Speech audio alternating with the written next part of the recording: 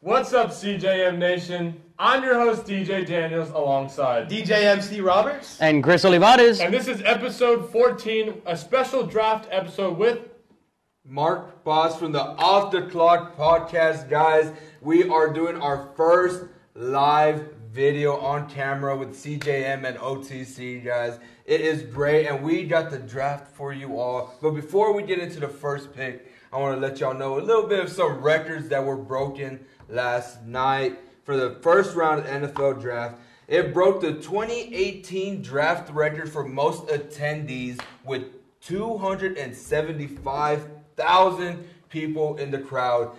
It completely, Jake, Chris, Matt, it blew away that Tennessee draft night where they only had 200,000 there. Yeah. Whenever I was watching the draft last night, it looked packed. It looked packed. Packed. I thought it looked packed a couple years ago when they did it in Cleveland and MGK performed. I thought it was packed then, but it was really packed this time. They really showed out in Detroit. They really it was did. Crazy. Alongside with some other records that were broken, most offensive players drafted in the first round to start off the first round with 14. Previously, wasn't even at 10. It was only 9 offensive players drafted in the first round in a row. And to break it off with 14, that's insane. Yeah, it was. On top of that, they tied the 1983 draft for the most QBs drafted in the first round, with 6 of them going in the first round. Did not see one of those coming. Yeah. But we will talk about that in a bit. And also, along with the offensive side, most offensive players drafted in the first round with 23 total. That's pretty crazy. Previously only being 19. And to me, that just shows how far the NFL has come on the offensive side. Yeah. And it is really taking a turn. It's really just an offensive league now. The way they've changed the rules for defensive players, Yes. you really just want to stack your offense, make your offense better. And I think that's why there's so many offensive players picked. So, Yeah, and then the last one that was broken or tied, it happened only 4 times.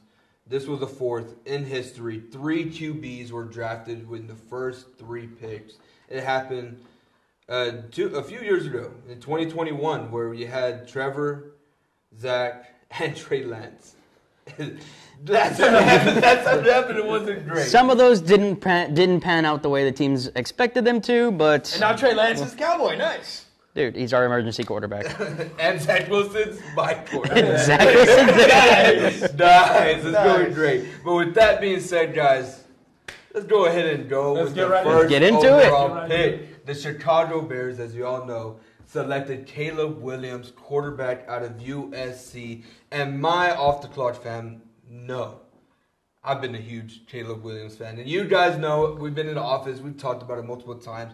I love this guy. The way he's able to scramble out the pocket and make plays, look downfield no matter what. His off the field stuff doesn't have a huge impact on me. He can paint his nails. He can wear what he wants, put on whatever he wants. It doesn't matter. I love this guy. And the situation he's going to in Chicago is truly unbelievable. No other team besides Minnesota has what the Chiefs or have what the Bears have for a rookie quarterback to come in and succeed. Yeah, I said this last night. I was talking to one of my friends about it. I said, if Caleb Williams does not do good in this stacked offense, you got Rome Odunze, you got DJ Moore, you got Keenan Allen, you have who else is in the back? Who's in the backfield now? Is it Swift? DeAndre Swift. You got DeAndre Swift in the backfield now. If he does not succeed, he is going to be the biggest draft bust of all time, even bigger than Manziel.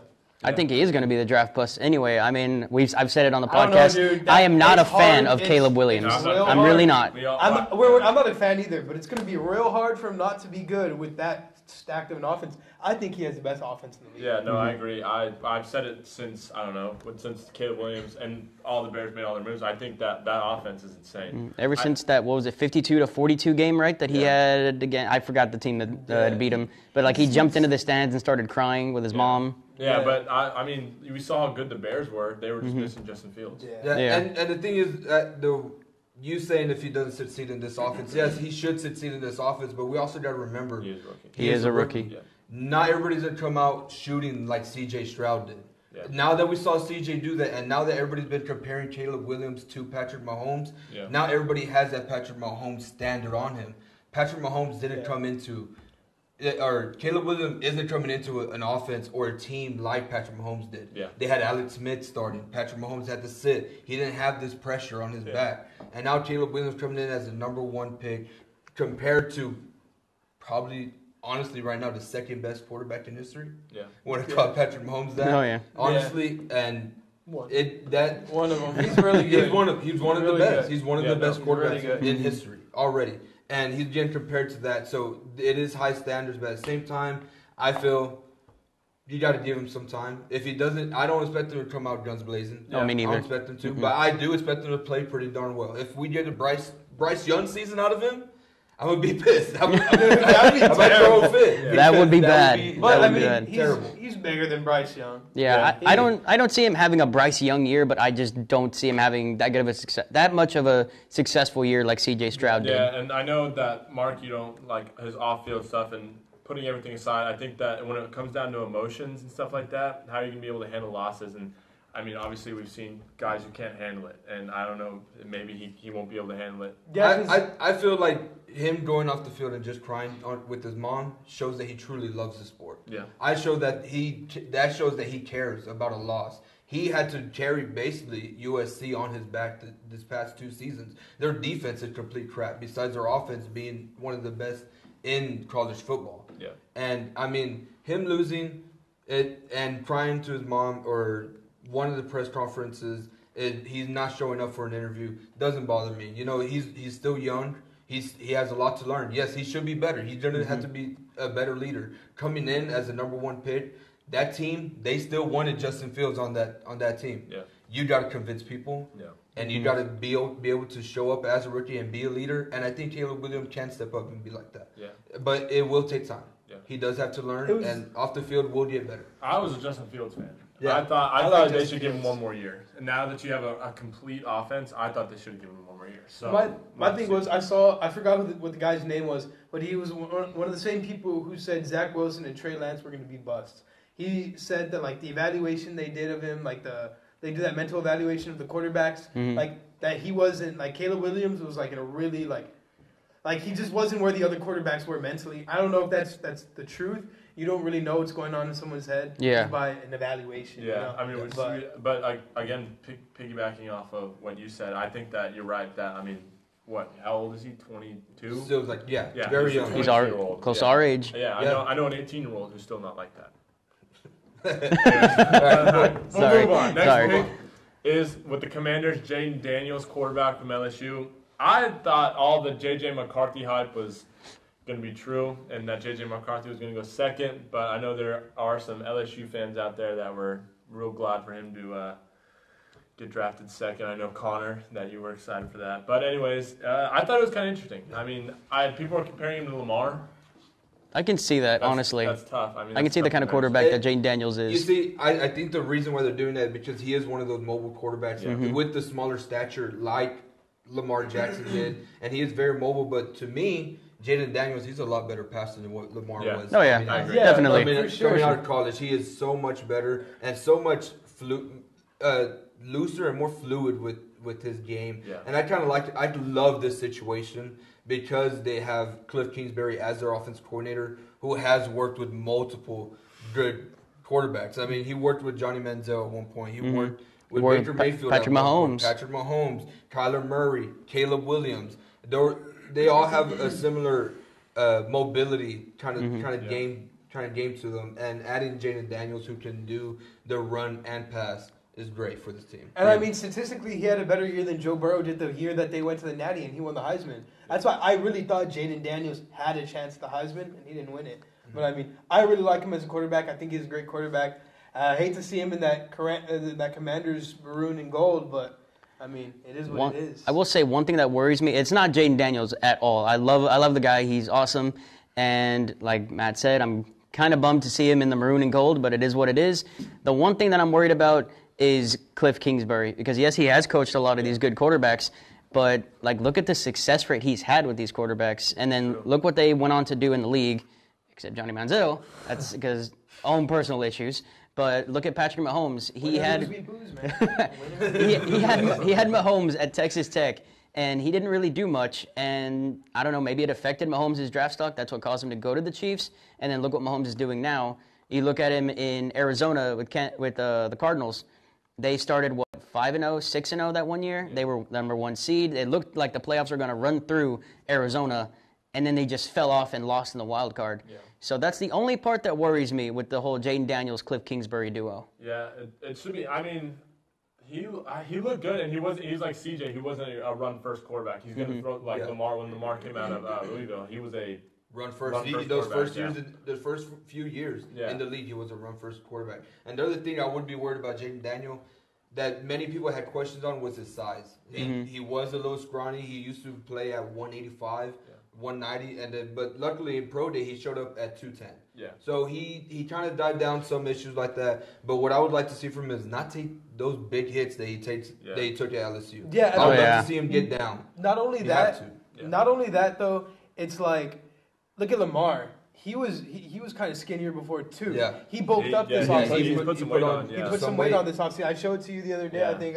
we were in the office talking about it. It's like, dude, look at Lamar. He's put on some weight, man. Yeah. No, but I agree. Yeah. He put on some weight. He put on some weight, man. He could have said bulked up or something. He put on some weight. He put some weight on, and the only thing too, like, he's not like a Justin Fields. He doesn't have that thickness to him, and he's not gonna be able to take all these huge linebackers going headfirst into him. So he's definitely gonna have to slide and be careful with that.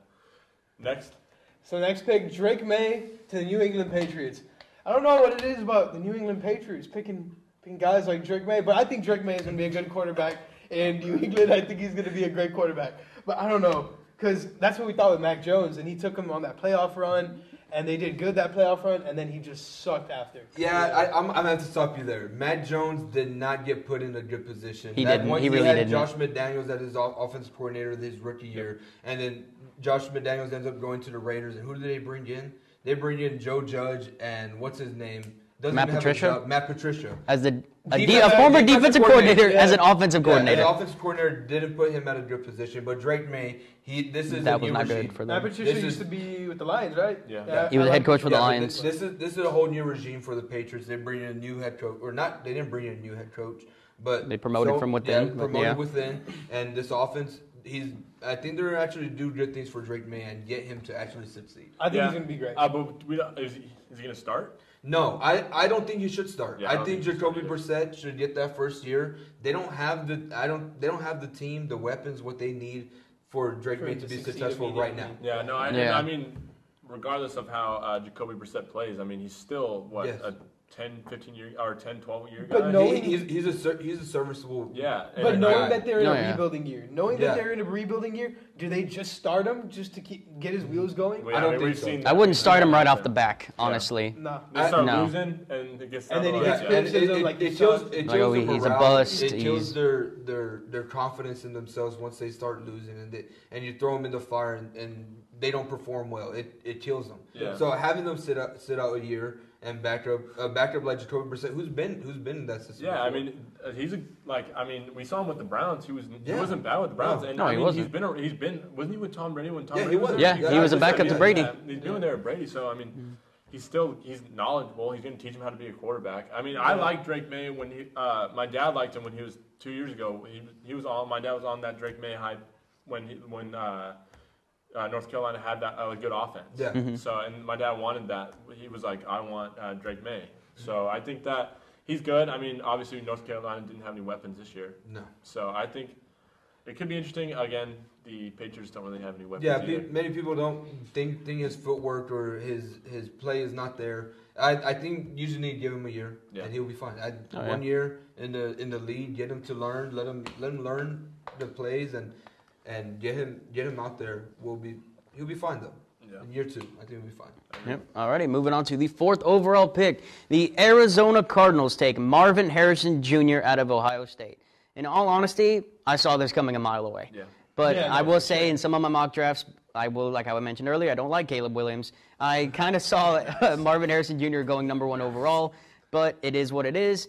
I think it is a good fit. I like Marvin Harrison going to Arizona, especially when they really do need a wide receiver. Yeah, they got rid of and possibly even a new quarterback. I don't like Kyler Murray either, but I mean, he's gonna be good. Like I think Kyler Murray, with Harrison, I think he can be good. I mean, Kyler Murray has proven that he can be okay in the league. It's just that he's been plagued with injuries for the past year. I mean, Arizona said it like 2 months ago that they wanted another Larry Fitzgerald.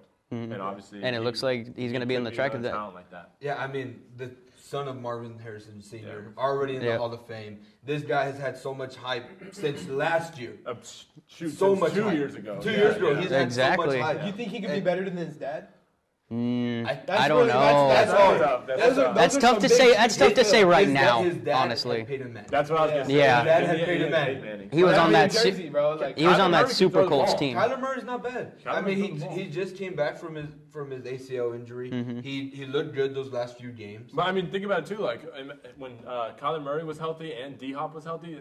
That was a duo, right? Oh yeah, definitely. Yeah, and, I mean, healthy Kyler Murray and healthy Marvin Harrison. And honestly, I heard a lot of people around the league, they were saying that they hated the fact that he wasn't working out at his pro day. He wasn't working out at the combine. To me, I honestly loved it because he came out and said that he was already preparing for the regular season. He was already preparing for football. Those combines, pro days, you're only doing a certain amount of things, like the certain drills that you're going to run during those days. Yeah. That, to be honest, they're not going to help you whenever you get to them. I mean, they're just for like guys like JJ McCarthy or Drake May who are like these. They're proven, but they're not completely proven. They're guys behind. It's really for the deeper in the roster, like towards the middle. Whenever you're trying to point out if you should take Brian Thomas, you should take out Adonai Mitchell, who you should take at that point. That's really what's still on the board, right? Adonai is still on the board. On the board. It's the second round. He's still on the board.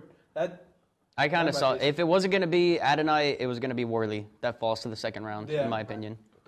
We'll get to that. We'll get to that later. All right. Next pick, the fifth pick was the Los Angeles Chargers taking Joe Alt, offensive tackle for Notre Dame. This was honestly surprising for me. This for the reason that they already have a left tackle. Yeah. Joe Alt plays left tackle. His whole life he's played left tackle. Rashawn Slater, one of the best tackles in the league. Plays left tackle. So what are you going to do with him? I guess they're going to move him over to right. Yeah. I mean, he is athletic enough. He is agile enough. He's quick enough. His size he's massive.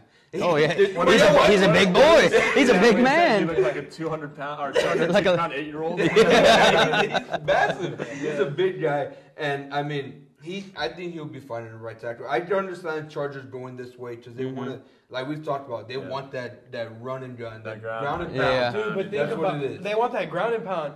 But dude, they have no weapons right now. Who's their running back right now? Gus Edwards. Gus Edwards. Perfect. I mean, you get on the goal line, you have. He's okay. Gus Edwards is that ground and pound running back that you would like. I mean, it's a whole lot better. I've told you, a whole lot better than what Austin Eckler was. Yeah. Oh yeah. Austin Eckler was not that ground and pound guy. Gus Edwards, he proved last season coming up after what was it, like 3 injuries for the Ravens? Yeah. He came up and he performed last season. Yeah. I think he ended up with like 13 touchdowns. Last year when he was like their premier running back, I liked him last year. Yes. Oh yeah, definitely. So yeah, that's all I got to say about Joe Alt. I mean, his dad was great in the 80s, so he got. They mentioned it last night, and he got drafted higher than his dad did. So that is true. That's good for him. Yeah. Right. Next pick, with the 6th pick, the New York Giants have selected Malik Neighbors, a wide receiver from LSU. So I have a friend who's a Giants fan. He really liked this pick. He wanted Neighbors. I think he wanted either Neighbors or Harrison. But who didn't want Harrison? I mean, everybody wanted Harrison. Everybody honestly. wanted Harrison. But honestly, I think Malik Neighbors is a great pick. He was great at LSU, you know. I think it's going to be good for the Giants. Hopefully, Daniel Jones can, well, not hopefully because I hate the Giants, but hopefully for Giants fans, Daniel Jones can get over that slump and his mental slump. I think it's a mental slump more than a physical playing slump. I think it's a mental slump. You saw how he was in that interview where his eyes were like wide open. It didn't look like he was there. Yeah, no, he looked out of it, man. Mm-hmm. I wanted Odunze to be the second wide receiver off the board. Yeah, Odunze's. I've probably been a big fan. I love Odunze. I thought Odunze was way better. Yeah. And we both said it. Michael Penix. That was Michael Penix. Michael Penix. My fault. But yeah, no. Like I thought Odunze was good. Even in the ET game, it was great. I thought it was really good. So I'm not a big fan of Neighbors. I think they should have drafted a quarterback. I thought so too. I'm not a fan. I hate the Giants too. Diehard Cowboys fan. But in all honesty, Daniel Jones is not the guy. I know they gave him a big payday and all, but I think 4 years. I don't know. They wanted to go. They wanted to prove that they had their quarterback. They did not. He ends up coming in the following season, performs bad the first few games, just flops. Injured, spinal injury. He can't play the rest of the season, and coming back. I had in my mock draft. I didn't have them taking a quarterback, and I had them taking Roma Dunze, but still Malik Neighbors because they need weapons. Yeah. They revamped, and this is why I said they revamped their offense. Their offensive line is a lot better now, or hopefully they're a lot better. That Evan Neal, he's got a lot better. Evan Neal's there. They signed some more guys. I think they didn't go quarterback because I think that quarterback room would have been a little crowded. They have Tommy DeVito. They have Drew Lock. Oh, no. They have Drew Lock and they have Daniel Jones. I didn't even realize Drew Lock was they signed Drew Lock. What about Tyrod? Tyrod's not there no more. Tyrod's with the Jets now. Okay. But yeah, they have those three. And, I mean, I think they just want to get a weapon, help him out. Devin Singletary is there now. He's a solid running back. Did help out the Texans last year. So they're trying to get this offense going. I guess they want to put the trust in Daniel Jones for one more year, like they said. Their defense. They're paying him this year. Yeah, no, their defense. They just got Brian Burns. Yeah. They just traded for Brian Burns. I mean, for a bag of chips. Who's the they got him so cheap. Brian Dable. Brian Dable's he's a defensive guy, so obviously offensive guy. I thought he was defense. No, offensive guy. That's right. He was the offensive coordinator in Buffalo. Buffalo. Yeah. You brought that up to me the other day. Yeah. You brought that up to me the other day. And then he also with Daniel Jones that first year, what he was able to do with the Giants. He got the Giants to a playoff game. I think the Giants can be decent. I think the Giants can be good if they just stay healthy. I know Mark knows a lot about Brian Dable. We had a whole conversation about it the other day, how I thought he wasn't a good coach. And then he did bring up to me that he was the coach for Josh Allen. And he brought him a lot of success. I really like Brian Dable. I think he's a solid coach, and I think he's good for the Giants. But if this season does end up bad, expect the Giants, if they're still down here, it's a quarterback and maybe a new coach. I can see that happening. I think that might be what it is. Dable won Coach of the Year, what was it, 2 years ago? That first year with the Giants. Didn't they go to the playoffs? They won. They got to the playoffs. They beat the Vikings in the wild card. That's right. And then just got torn apart by the Eagles in the divisional round. Yeah, I mean. All right, you're next. It's the Giants. That's okay. All right, so Tennessee Titans took J.C. Latham. Am I saying that right? Yeah, offensive tackle from Alabama. It's that we talked about last night. It really is. I didn't think he should have gone first. I thought is it Joe Alt? Yeah. I thought Joe Alt should have gone first as the first offensive lineman off the board. It really that Alabama name holds a lot of weight, I think, and people see that. And obviously, you go into the Alabama games like they're playing the best of the best. It's the cream of the crop. Yeah, it really is. So I think that he's a good player, but I don't think he should be. Yeah, he's a very good tackle. You know, he like you said, he played in the SEC. It's an Alabama name. Yeah. Those linemen usually they come in and they perform, unless his name is Alex Withers.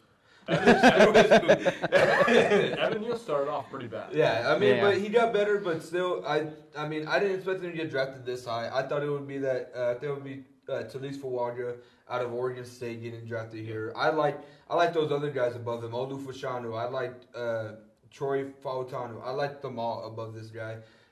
He's still a dog. Mm-hmm. He damn good tackle. But didn't expect him to go here. But it is good for the Titans. They want to stack up on that line. I think that help with Peter Skronsky last year. They want to help out Will Levis. Yeah, I really they do need to help out Will Levis. Wasn't that defense like historically bad? Yeah. It was historically bad, and they even lost more players. Oh yeah. They should have drafted a better defensive player. But they lost Autry and Shire. He was their leading tackler last year, and Autry was their sack leader last year. Yeah. They lost some of their main guys, but it is turning into offensive. I don't like this pick. Even though they did need old linemen, I would have gone defense. You know what I can see going to the Titans? Jadeveon Clowney. I can see that. He played for them before.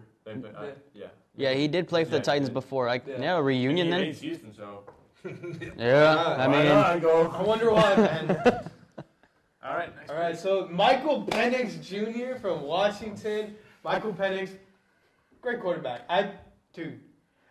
I was really rooting for Texas in that championship game. So was I. Yeah, I know you were, but I was really rooting for Texas. I know Jake wasn't. I don't know if Mark was. I was rooting for Texas, but I still all season I loved. Yeah, when I to build on that, obviously in that UT game he tore it up. He did. He really did. Talked about it. He throws the prettiest balls I've ever seen from a lefty. It's crazy, those type of spirals.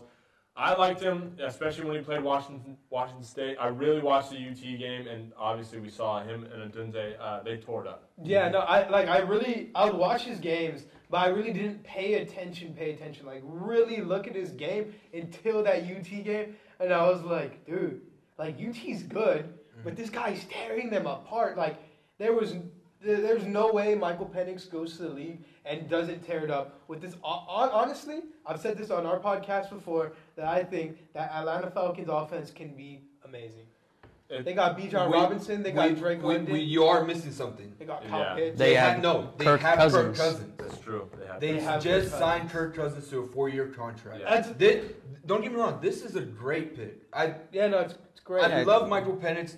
If Kirk Cousins wasn't there, that's the thing too. Yeah, no, like why even sign Kirk Cousins? You give him a big payday and everything, a long contract just to go draft a quarterback. 4 years? And by the way, they didn't even let him know until they were already on the phone with Michael Penix that they were drafting a quarterback. 24. He's 24 years old. Did you see that? He'll be 28 when Kirk Cousins' contract. Mm-hmm. Yeah, but the thing is, I get it, but I don't get it. I think I was telling them this morning, I get it, but I don't at the same time. Because Kirk Cousins is coming off an Achilles injury. You don't know how he's going to come back. Yeah, he's 36 years old, coming off an Achilles injury. Is he going to be the same? How is he going to perform? We're not sure. You've seen basketball players, we talked about this, you've seen basketball players and other people like that come from injuries. But when you're a football player and you're getting contact hit after and especially Kirk Cousins stays in the pocket till the last millisecond. Yeah. So it might be better for him. He doesn't have to rely on running. So, but I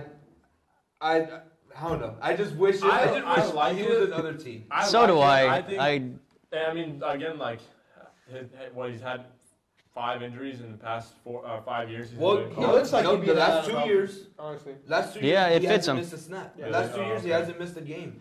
He did tear both his ACLs. Deshaun he did tear both his shoulders. But this guy, he's been healthy since he was in Washington the last 2 years, and he has performed at a high level. And he may not scramble as much, but he's got some speed on him. Yeah, he does. Mm-hmm. He does. He really does. His arm too. Yeah, it's interesting. I agree. You kind of brought it to my attention. Yeah, like.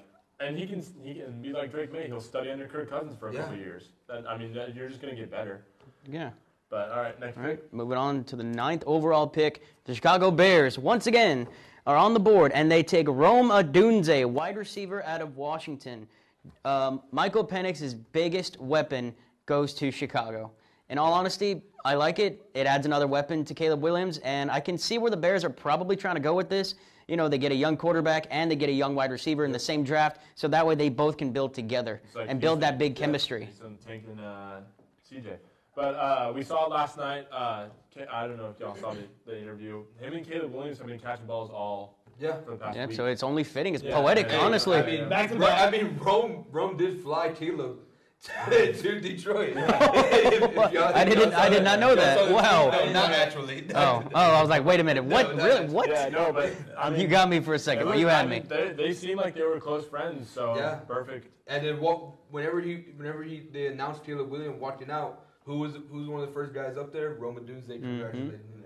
And so we already talked about how much we love Rome Odunze. And this is just another weapon added to him. I thought they might go line here. Might add another weapon on that line, another guy to help protect Caleb. Keep Caleb upright. I love this too because Keenan and who else do they have? DJ Moore. DJ Moore. Are getting a little older. DJ's on the middle side. Keenan is on the back end of his career. Yeah. So a young guy to like Chris said to build with Caleb, it'll be perfect. Yeah, I think it could be really good. I mean, he's not going to run into situations like Bryce Young where he doesn't have anybody to throw to. Yeah. I think he's really going to have an endless amount of weapons. I mean, DeAndre Swift, he had an off year last year, but I think he's going to have a great year this year. Bears offense, Caleb Williams pans out. That offense is probably the best in the league. I think the thing is with Swift, he had an off year is because he wasn't the only running back in Philly. There was other options. I mean, he's great out the backfield catching it. I think he'll be just fine. And he'll bounce back. Yeah. And he'll be great. And to me, honestly, Roma Dunze and Michael Penix going back to back, that's crazy. That's nice. It must be nice to be Washington. Yeah. Yep. It is nice. Goes to show they're doing something right in Washington. Yeah. Building off of what he kind of said, I hate two-back running systems. I hate that. You taking one guy, he starts to get going, take him out for 4 plays. Well, you see, I get where you're coming from, but it's unless they do it good. You know, that the 49ers, before they got Christian McCaffrey, they did that two-back good. Dolphins, they do that two-back good. Yeah, but... Yeah. And Eagles, they did, not last year, but the year before when they made it to the Super Bowl, they ran that two-back system very well. And Sean Payton has done it multiple times in the Saints with Alvin Kamara, Mark Ingram. It's a certain coach, certain play style. They have to be smart enough to do it, but, I mean... I get where you're coming from, though. I do. It might be a fantasy thing too. Yeah, and Broncos did the same. I know I get mad. Whenever we had Nathaniel Hackett a few years ago, worst coach in history, he did that same two-back system with Melvin Gordon and our other running back. Was it that white guy? That Javonte Williams. Oh. But it didn't work because Javonte couldn't get hot, Melvin couldn't get hot, and so it just ruined it. Yeah. But let's go ahead and go to the next one, but we indeed have a trade. The Vikings and the Jets swap picks.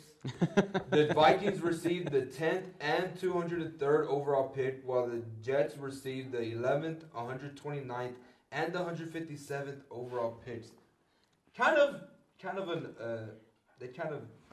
bought a little too much, but they received the quarterback they were waiting for. Yeah, I mean, we talked about it in our group chat last night.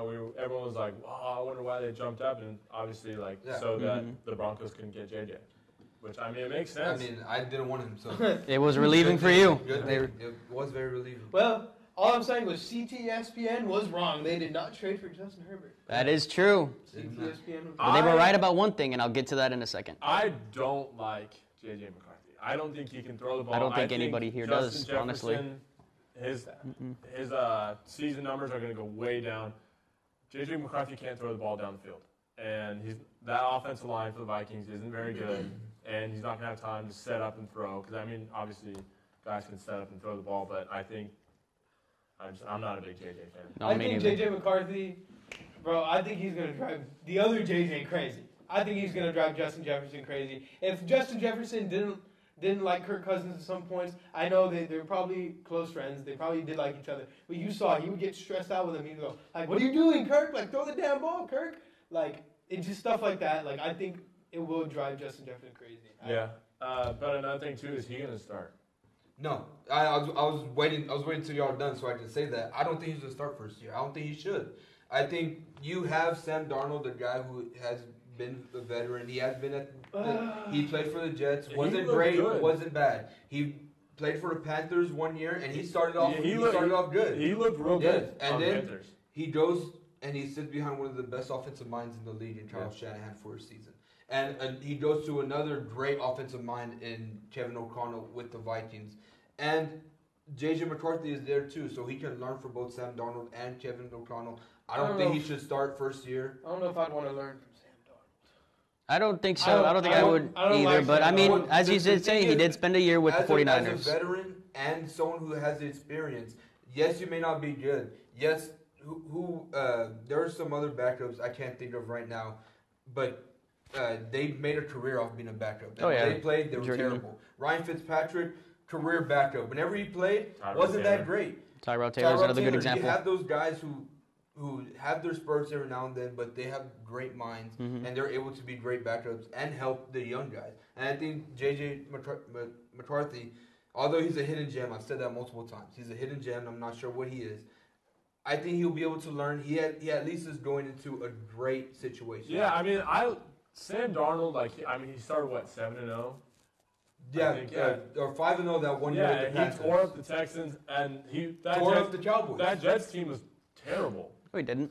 Did he not? No. I thought he did. Or was that the first game? The Panthers, they started off 3-0. They were riding hot, and then they went into Dallas and just steamrolled them. But no, Sam Darnold, that Jets situation wasn't very good either. No. I think he's never had an honestly true shot at it. But I'm on the Sam Darnold bandwagon. I'm just saying Sam Darnold's not your worst option. No, he's not. He's definitely not the worst option. I mean, Zach Wilson would probably be your worst option. Oh, definitely. I don't even know if he's going to start or not. Yeah.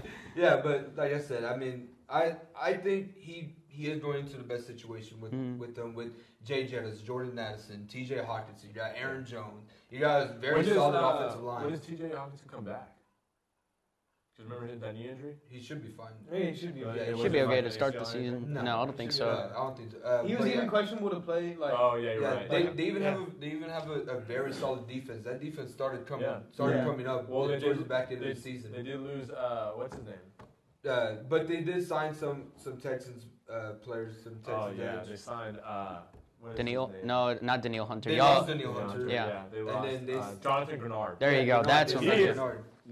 He's texting good. I'll be honest. He's texting good. Texting good. Yeah, he's texting good. I wouldn't put 3 years into him. But anyways, next pick with the 11th pick, the New York Jets took Olu Fashanu, offensive tackle out of Penn State. I still take Joel. Or shoot, you know what? If he was available, Joel would have been taken. I'm taking him. I guess. Yeah. Whatever. Anyways, just another offensive lineman. It's a good pick though. I thought. I mean, I kind of said like I was talking to my dad. I was like, I don't know why they pick it, but at the same time too, it makes sense. Yeah, it like you said, it's a boring pick. It's a boring pick, but it's a smart one. Because this team, they did add some tackles. They did add Tyron Smith. They did add. Dude, I'm so upset about that. I'm really not anymore. Or Morgan Moses, whatever it is. Yeah. But those guys are getting old. Those guys are injury prone. We already know. Y'all know. Y'all know for sure. Tyron Smith is injury prone. He only played 13 games this past season. Yep. Which was one of his most healthiest seasons. It got to a point where they had to have him practice separately to avoid injury, and he still found a way to get hurt. Yeah, and a lot of people expected them to take Brock Bowers here. Make that win now move with Brock Bowers. Yeah. But I think this was a very smart move. Even if it was boring, this is a smart move. Add some depth in case one of those guys get injured. Especially with Aaron Rodgers already, he suffered an Achilles tear, right? In the beginning of last season, 4 minutes into the season. He went 3 now. I said that on the last one. He went 3 now. So now here you got a guy that's going to protect him and make sure that doesn't happen again. Yeah, because we saw this line last year. Even though it was Zach Wilson, this line did not help one bit. This line did. Honestly, probably killed him.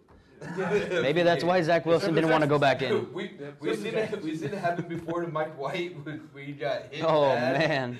Dude, Mike White was good. I don't know why they got rid of Mike White. I liked Mike White. It was just that one game magic, that's all. So can I just go ahead and do the next one? Yeah, you did. Go right ahead. With number 12, my Denver Broncos select Bo Nix, quarterback out of Oregon. I really liked Bo Nix. I mean, I like Michael Penix also. If he was here, I wouldn't have mind taking Michael Penix either. I just didn't want J.J. McCarthy. Yeah. But Bo Nix, he brings what Sean Payton wants. That Oregon offense, they run very similar to what Sean Payton has with the easy reads, the short passes, make the completion, get the run after the catch. And all really what we need is some weapons. And, of course, we need some more defense. We lost some defensive players. Justin Simmons, no longer there. Yeah. That breaks my heart. But I mean, like I said, even if he doesn't start first team, I'm fine with that. I'm fine with him sitting a year. I'm fine with him still learning, even though. Zach Wilson. But I mean, the thing is, with those guys, I think he will be in competition to. Oh, he'll have a chance. He'll have a chance to be QB1. Bo Nix. Yeah, Bo Nix has a chance to fight for that QB1 position. Now, would I love to see him in it? Yes, but like we said for all the other quarterbacks. I don't know how it's going to be first year. Is he going to do good? Is he going to do bad? And is it going to kill his confidence? I hope if he starts, he does great. He's a dog too. I mean, I liked him at Auburn. Because obviously I used to watch a lot of SEC games, but I thought he was really good at Auburn. I was a little young though, but I liked his name. And I mean, at the same time too, like you watch his highlights, this dude can take hits. Yes. He was taking shots at Auburn and Oregon. So I think that, I mean, he is probably not the best quarterback to take, but I think he really is. He's not the worst. Yeah, I mean, at Oregon, this past season, they only lost 2 games. And those 2 games were to the same team, Washington. And I mean, they were in blowouts too. Or not blowouts, but they're high-scoring games. And, I mean, were they? No, I think the second one wasn't very close. Okay, never mind then. But still, I mean, he was able to put up great numbers this past season. I mean, he had a great line in front of him. Yeah. There's some guys like Jackson Powers Johnson who was blocking for him. He had some great receivers in Troy Franklin and some other guys. Yeah. But, I mean, still, I think he's coming into a system that will fit best around him, and Sean Payton will know how to use the guy. And hopefully Sean Payton could work some magic. And was he? I think. Didn't he play with Justin Herbert's brother? I think so, and I think I might have heard something like that. Tight end, yeah. I want to say you're right, but I can't confirm. Honestly, right for now. Bo Nix, I think he's the best value pick at this point for the Broncos. Yeah. At the 12th pick, he's the best value they have at this pick. Yeah, I agree. You're up. All right, so Brock Bowers mugshot coming soon because he's going to the Las Vegas Raiders. I mean, all the people Henry Ruggs. Got hurt. Not got hurt. He got arrested. He got arrested. He hurt his career. He hurt his career a lot. He got arrested. I don't know if I like the environment of the Las Vegas Raiders for anybody. Baby. For anybody really, but honestly, it's not that I bad. think Brock Bowers is a great tight end. He's a great tight end. He's like Kyle Pitts was back a couple of drafts ago. Whenever Kyle Pitts got drafted, he's the best tight end. I think he's better than Kyle Pitts. Yeah. He's the best tight end in the draft. He's generational, just like Kyle Pitts was. And it's a good pick for the Raiders, but I don't know if it's a good pick for Brock Bowers. I know Chris mentioned it to me last night when they got Brock Bowers. I was like, dude, who's the quarterback there? And then he said Gardner Minshew. And I think that offense could be really good. We've talked about it multiple times. Now you got Devontae Adams and Brock Brock Bowers. I think Gardner this. That offense. Who's the running back now? Is it still Josh Jacobs? Or No, Jacobs is gone. It might be Zamir White. Yeah, I think it is Zamir White. Yeah, but I mean, besides the run game, that offense is pretty good. Devontae Smith, obviously Brock Bowers, Gardner Minshew. Yeah, and we saw how good Gardner Minshew was with the Colts. So Yeah, he took him to the doorstep of the playoffs. exactly. Devontae Adams also. Devontae Adams. You said Smith. Oh, Yeah, but yes, no. I mean, they do. I agreed with you. That's on me too. They do have. Yeah, I just kept nodding my head. A great looking offense. When you look at it right now, they have a great looking offense. Oh, yeah. I think this team they play for what's his name? They want to win. That's a team for their head coach. Yeah. They want Pierce, coach, isn't it Pierce? Yeah, Antonio Pierce. Antonio Pierce. is There you a go. hard He work. is. He is a good coach, and we said that on the podcast when he was moving up to the position he moved up to. I like him as a coach. Yeah, I mean, he's like D'Amico Ryans. Those guys, everyone on that team is winning for him. They're not just winning for themselves. They're winning for that to get rid of that hole. And I mean their defense is good too. Yeah, even Max Crosby came out to back up Antonio Pierce. Said if they don't sign him, he's leaving. Mm-hmm. And so that just shows how much they love him. They got who did they Christian get? Wilkins. Yeah, they signed Christian Wilkins, a big asset who just had one of his best seasons last year for the Dolphins. Bringing him in, this team has potential to finish second in the AFC West, in my opinion. I agree. I think so. They're pretty good. I mean, the AFC, before you go to the next one, the AFC playoffs are going to look a lot different, I think, in my opinion, this next year. It has potential to. The Texans' seeding is going to be higher, I think. Maybe we'll see. I think so. Yep, I'm up. Okay. Yep. With the 14th pick in the 2024 NFL Draft, the New Orleans Saints take Talais Fuaga. I probably butchered his first name. That's pretty perfect. Okay. I mean, I like it. You're bolstering that offensive line. I'm going to be totally honest here. I don't know who the Saints quarterback is. Is it still Derek Carr? Yes, it is still Derek Okay, so Carr. Derek Carr's still there. Derek Carr got beat up. He did. Nobody. I haven't met a Saints fan that liked Derek Carr. I know my friend Me Ryan. neither. They really gave up on him. He hated Derek Carr. Like, absolutely. Like, we'd play Madden, and he'd sub out Derek Carr at the very beginning of the game. For who? Jameis Winston. Jameis. He'd put famous Jameis in immediately. No, I really like this. I thought they would go defense here because they still got Dallas Turner on the board. You still have Loatu on the board. You still have Gerard Verse on the board. I mean, the Saints are in that position that a lot of teams, like the Texans were, you got to start somewhere. Yeah. You got to just close your eyes and point. And, I mean, building your offensive line is probably one of the most important things you can have. Especially you look at some of those top players in the league, they have some of the best offensive lines. So starting off there and continuing to build off there, you can go fit your defense. Maybe draft a quarterback. Might be time to draft a quarterback. I've always liked Derek Carr. I liked him when he was with the Raiders. But, I mean, might not be the guy. All right, I don't think so. I mean, they still have Olave. They have great weapons. They still have Kamara out there, Jawan Johnson out there. I think Derek Carr. Rashid Shaheed's out there. Williams. What's his name? Marcus Williams? No, the running back. Oh, the running back. Oh, man, I'm blanking on his name. I think Derek Carr is driving his wide receivers crazy. Didn't Chris Olave get arrested? And then all of a sudden, Michael Thomas is throwing bricks at a guy's car. He brought that Raider atmosphere over to New Orleans. He brought the Raiders atmosphere to New Orleans. I like this pick. Build up on that O line. Yeah, you got to help out Derek Carr. You got to start. It starts with the guys up front. Yeah. It does. All right, next pick. The 15th overall pick is finally the first defensive player. It is the Indianapolis Colts taking Latu, edge out of UCLA. A few years ago, was medically retired. Broke his spine and couldn't play again. And then he transferred to UCLA and plays, and he balls out for 2 seasons, and he ends up being arguably one of the best edges, if not the best edge in this draft. If it wasn't for his injuries, he probably would have. I mean, still, first defensive player taken off the board shows how talented he is, in my opinion. I mean, it sucks that he's going to the Colts because that Colts defense has always been historically good. The camera probably wasn't facing us. Can you say that joke again, the Mike Tyson joke? No. Anyways, the Colts. It sucks that he goes to the Colts, but that is what they needed. That defensive line isn't the best. I know they have really good linebackers. Is Shaquille Leonard still there? No, I don't think he's there anymore. No, even when he wasn't starting. He wasn't. Yeah. But no, I think that the Colts offense is perfect the way it is right now, and I think that obviously I think today too they'll just go defense. Yeah, like on defense, like you added to that line, they're adding on top of DeForest Buckner, they're adding another young talent in Latu. They have other weapons down there.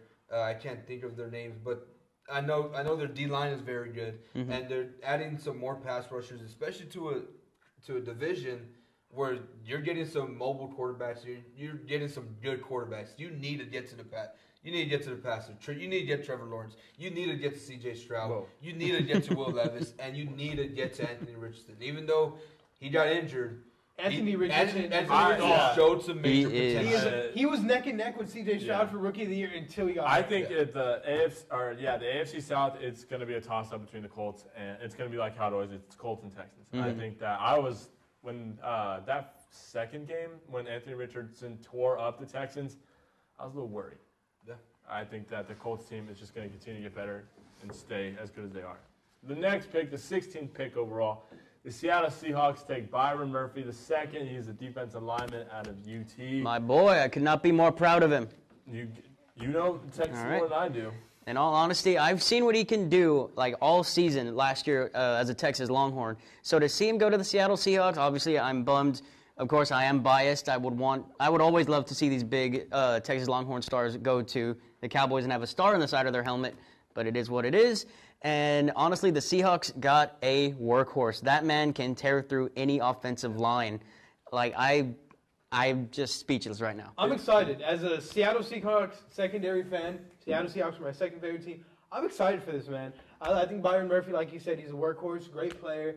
I really think he can do well on that. Yeah, I mean, it's kind of crazy that how Seattle doesn't get better. Like that defense is insane with everyone they have on there. Yeah. And this just makes them so much better. I think that I think the playoffs are going to be so much different than they have been in the past couple of years, AFC and NFC. Yeah, I mean, Byron Murphy is an absolute dog. I mean, he came from a team that was one of the best in the run game against the run, and with T'Vondre Sweat down there also. I mean, this guy, he's an absolute dog. He can ball. It's adding some help to a defensive-minded head coach in Seattle, and so this is honestly great for this team. Yeah, I agree. It should be pretty interesting, but I'm really excited. I mean, I'm not really a big Seahawk fan, but I think that it could be really interesting. Next pick? Yep. Matthew? Yeah, you're up. Actually, next pick, there is a trade. The Vikings again trade up from the 23rd to the 17th overall pick. They get the 17th, and the Jaguars get the 23rd, 167th overall picks for this year, and 2025 third and fourth round picks. It's interesting. I think that the I know we just had this conversation. The Vikings' defensive line was kind of trash a few minutes ago, in my vision, but they could be interesting. I am excited. I kind of like the Vikings just because Justin Jefferson. So that defensive line, I mean, Jonathan Grenard, Texan good. It could be a lot better. So it should be interesting. I liked Alabama. I like Dallas Turner at Alabama. I thought Dallas Turner should have been the first defensive lineman off the board. But, they can't always be 10s. I like this pick. I mean, I think they do need some defense. They just lost Danielle Hunter. I think this is a great pick for the defense. I don't know, man. I like it. I do. Yeah, me too. I do. I got no complaints here. I have no complaints. That's what I said. No, yeah, I really like Dallas Turner. First name is Dallas. I like him already. No, I'm just Dallas kidding. Turner out of Alabama. I mean, he was one of the best prospects coming out, and I mean, he looked amazing, and he brings in the NFL ready type of linebacker play that you really need out of one of your guys. And honestly, I was gonna say, I think that. What was I gonna say? I don't think the Jags should have traded out. Honestly, I don't think so either. I think they should have taken Dallas Turner because I mean they have Josh Allen. You need some edge, or even there's some good corners still on the board right here. I don't think the Jags should trade out. You still got Quinyon Mitchell. You still got Terry Arnold. You still got some of those top corners. Cooley McKinstry. Where you need someone in that secondary. Nate Wiggins on top of that also. Oh yeah, I forgot about Nate Wiggins. Yeah, you need some secondary help, especially again in a conference where you got quarterbacks like CJ, Trevor, Will, and Anthony. Yeah, I don't think it makes very much sense. But Vikings, I mean, coming out of this draft with JJ and with Dallas Turner, the very solid first round Vikings for could them. be good. I mean, I think they could be. Yeah. I think they can. Whether Sam Darnold or Josh Allen starts, they could be pretty good. You mean JJ JJ? McCarthy? It is what it is. Man. Oops. JJ McCarthy. Same thing. No, Anyway, I'm just kidding. Next pick. Is it me? Alrighty, I guess so. Go ahead. Next pick with Cincinnati Bengals take Amarius Mims, an offensive tackle out of Georgia. It's a pretty good pick. I mean, it's good. I mean, they needed an O-lineman. The boring picks are good picks. Yeah. I think that Joe Burrow fights for his life every single play. So do I. Their offensive line has gotten better. Obviously, we've seen it get better. And why am I still on Josh Allen's thinking of you right now. Joe Burrow is still, he's getting banged up. I mean, we saw him with the wrist injury. I've seen reports that he's not going to be able to be the same. He's going to have to play through pain for the rest of his career. It's a good pick, I think. I mean, again, like I said, boring picks are the picks. Yeah, and it just adds to that protection, and it's going to help Joe Burrow make his career longer. Yeah. Be more comfortable, too. There you go. Comfortable in that offense. Because, he has the weapons. He has Jamar Chase. He just needs to be able to get dynasty wide receiver. But I am scared for the Bengals offense because they lost Joe Mixon. Yeah. So we'll see. Didn't T. Higgins request a trade, too? Yeah, he did. We'll see how that goes. I like Chase Brown, the backup running back for the Bengals. I was kind of on him when the season started last year. I think that he has solid potential, and we kind of saw when he hit those 90-yard screens. Dude's fast. I think that he could be a running back one. Could be maybe he's going to be a Tony Pollard. I don't know, but possibly. I think that the Bengals, they lost Joe Mixon, but I think that they do have. They should be fun. Yeah. And next pick, Los Angeles Rams at 19 select Jared Verse, edge out of Florida State. And Jared Verse, I kind of fell in love with him. I went up to Houston. I think it was for the Houston Broncos game. And the night before, we stayed up and we were watching some games. And the game that was on was Florida State and Louisville. Louisville was already on their third-string quarterback, so I didn't expect them to play great. No. No, never mind. Florida State was on the third-string quarterback. Louisville just sucked. The offense just sucked. Yeah. But the one guy that flew off your screen was Jared Verse. And that one game made me fall in love with this guy, and I started watching him, and he is so explosive, he's so agile, he has quick hands, and he's pretty damn dominant. And he can get to the backfield in a hurry, and this adds on top of Aaron Donald retiring, bringing in someone. Not saying he's going to perform like Aaron Donald. Right? Nobody can fill the shoes. Right. Aaron Donald's one of the best, if not the best defensive player. I hate the guy. I absolutely hate the guy, but I think Aaron Donald is good. I hate him. I think J.J. Watt is better, though. Yeah, I hate Aaron Donald, but I hate that guy. I guess. But that's kind of weird, but... Yeah, I mean, he was really darn good. Yeah, great guy. Yeah, but still, anyways. bring in someone who can still fill in there. Like I say, not going to be exactly like him, but he can show some explosiveness and help bring a young Rams defense. Their defense is super young, and their defense isn't bad. No, they're not. I agree. I think that, like you said, bringing that young defense, good defense is. Especially on a team that's still a competitor. On their offensive side, they're still looking to compete. Matthew Stafford's still looking to compete. Which is crazy. But a little side note on there: Stetson Bennett is going to training camp. He has been. He showed up voluntary workouts. All right. I like Stetson Bennett. Bro, isn't he like 30 already? Hey. Almost. He was I guess. an alcoholic and he had a problem. He checked himself into rehab. He got himself some help, and he's back. He's back. So I think the Rams are pretty good. I think Stafford. Be me a few years. I think Stafford. All right. I think Stafford should maybe hang him up and let Stetson Bennett step in. I'll say he also is my dynasty quarterback. So. Another fun fact about this is that this is the first round pick that the Rams have had since drafting Jared Goff. Yeah. And what do? They draft another Jared. So it looks like they have a type. I didn't know what you meant by that, but now I do. Since McVay has been a head coach, they haven't had a first round pick. The only two first round picks he drafted a guy named Jared. And they won a Super Bowl with it. So I mean. Yep. They didn't win a Super Bowl. No, when they traded all their picks away, they went to a Super Bowl against the Bengals. Yeah, but they didn't win it with Jared. Hey, they went to a Super Bowl the last time they had a Jared, so maybe they'll go to another one here. A third Super Bowl. What I was trying to say is they'll win with this Jared. They'll trade him, and they'll win. For a guy named Matthew. No, what I was trying to say. The whole time they didn't have a first round pick. They went to the Super Bowl twice and they won it once. That is true. That is very true. That's what I'm trying to say. Yeah.